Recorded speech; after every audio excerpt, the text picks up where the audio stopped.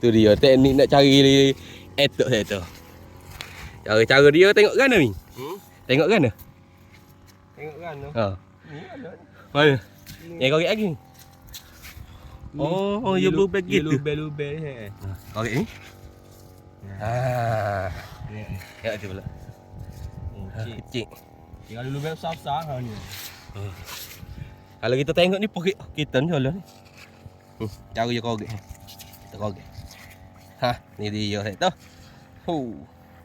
You mana perlu lubel kecil ni. Rapok kecil gini ni. Kecil-kecil ya lah dia. Oh, jatuh kita adile tu. Tak apa man tu. Tengok. Tu aja.